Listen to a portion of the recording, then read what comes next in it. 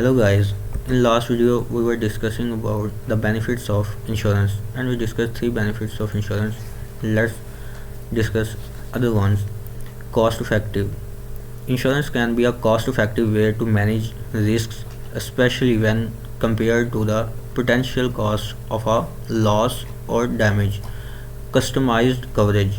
Many types of insurance offer a variety of coverage options, allowing individuals and businesses to customize their coverage to suit their needs. Network of support. Many insurance policies provide access to a network of professionals such as claims adjusters who can help you navigate the claims process. Tax benefits. Some types of insurance, like life and health insurance, may offer tax benefits. In summary, insurance can provide financial protection, risk management, peace of mind, compliance with laws, cost effectiveness, customizable coverage, a network of support, and even tax benefits.